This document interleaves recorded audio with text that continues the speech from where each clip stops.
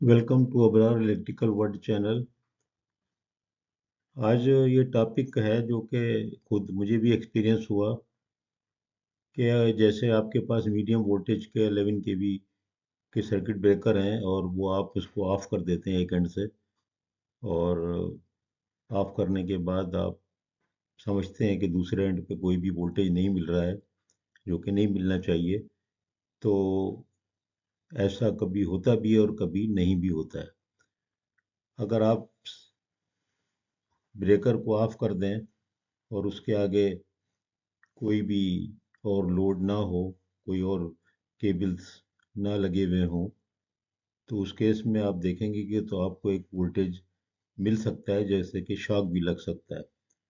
इसीलिए ये बहुत ज़रूरी है सारे स्टैंडर्ड में भी और एसओपीज़ में भी कि आप जब ऑफ करें किसी ब्रेकर को, तो अगर 11 केवी की बात हो रही है, मीडियम वोल्टेज की हो रही है, तो आप ट्रॉली को बाहर निकालें, रैक आउट करें जिसको कहते हैं। या अगर वो वर्टिकली है तो फिर आप उसको विड्रॉ करें, नीचे की तरफ करें बिल्कुल, यानी कंटेक्ट बिल्कुल अलग नज़र आए, और फिर ट्रॉली को आप बाहर निकाल लें, या कम से कम स्टेजेस होती हैं फर्स्ट स्टेज पे कर लें, जो टेस्टिंग स्टेज होती है, जिस पे सेकेंडरी वाइंडिंग कनेक्ट रहती है लेकिन प्राइमरी सर्किट बिल्कुल अलग हो जाता है। तो आप देखें कि ये होता कैसे है, और ये कभी होता है और कभी नहीं होगा। तो लेकिन एहतियात की बहुत ज़रूरत है, तो मैंने कहा इस पे बना दूं, क्योंकि मुझे खुद भी ये बात का तजुर्बा हो चुका है। बहुत पहले की बात है, इसी तरह एक वैक्यूम ब्रेकर पे इत्तेफाक से चेक किया तो वोल्टेज मिल रहा था, कुछ समझ में नहीं आया क्या हुआ। बाद में फिर ये पता चला। तो ये हम इसको देखेंगे कि जो कंटेक्ट है ब्रेकर का, आपको पता है एक जो है वो बस बार साइड है, और फिर एक जो है वो लोड साइड है। तो उस वो अगर ओपन हो तो लोड साइड पे, यानी कंटेक्ट अगर ओपन हो तो लोड साइड पे वोल्टेज कैसे मिलता है और क्यों मिलता है। तो देखिए आप, ये मैंने इसमें लिखा है यहाँ पर कि अगर आप का ब्रेकर ओपन है और एक तरफ वोल्टेज है, तो दूसरी तरफ आपको पता है कि जब भी कहीं पर वोल्टेज होगा और दो कंटेक्ट के दरमियान में हो, या जैसे मिसाल के तौर पे एक वायर जा रहा है, आपके पोल पे लगा हुआ है और सीधा सीधा, तो उसके और अर्थ के दरमियान में एक कैपेसिटर पैदा हो जाता है। ये कैपेसिटर नेचुरल है और उसमें थोड़ा सा करंट ज़रूर होता है, और दूसरे एंड पे थोड़ा सा वोल्टेज भी होता है। अगर फासला ज़्यादा है तो फिर वोल्टेज कम हो जाता है। तो इसका मतलब ये हुआ कि जब आप कंटेक्ट को ओपन करते हैं और एक साइड से वो एनर्जाइज है कंटेक्ट, तो दूसरा एंड जो कि आपकी केबल पे कनेक्ट हो रहा है और आगे जा रहा है, तो इसका मतलब ये हुआ कि वहाँ पर एक कैपेसिटर डेवलप हो जाएगा। इसी तरह जो केबल भी आगे जा रहा है, उसका भी एक कैपेसिटर होता है, कैपेसिटेंस होता है ग्राउंड के साथ। तो ये सब मिल करके एक ऐसी शक्ल बनती है जैसे कि वोल्टेज डिवाइडर बन जाता है कैपेसिटर का, जैसे सीसीवीटी में होता है। ये कैपेसिटिव डिवाइडर इस्तेमाल करते हैं, तो देखें उसकी मैंने इक्विवेलेंट सर्किट बनाई है। आप इसको देखें, इस किस्म का सर्किट बन जाता है। अब इस सर्किट को आप देखें तो इसमें आपको मैंने दिखाया, ये समझो बस बार है आपकी। उसके बाद ये जो है ना कंटेक्ट ओपन है, तो वहाँ पर ये आपको कैपेसिटेंस मिल रहा है, और आपका ये यहाँ से आउट वोल्टेज जा रहा है।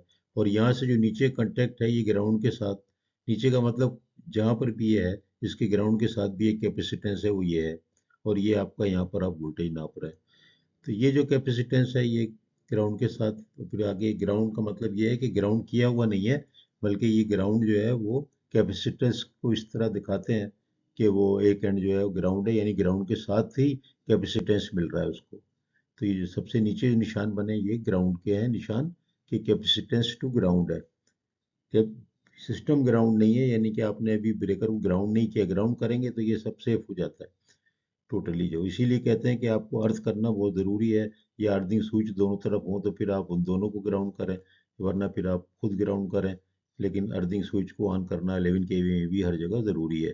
तो ये जो कैपेसिटेंस की डिवीजन होगा, इसमें इस जगह पर जो दूसरे एंड पर जो वोल्टेज मिलेगा, वो देखें कैपेसिटेंस सीरीज में होते हैं, तो वो फार्मूला पैरेलल का बनता है। डिस्टेंस जब होते हैं तो R1 प्लस R2 होता है, लेकिन इसमें आप देखें C1 upon C1 plus two, यानी C1 ऊपर है, उसके मुताबिक यहाँ पर वोल्टेज मिलेगा divide by C1 plus C2।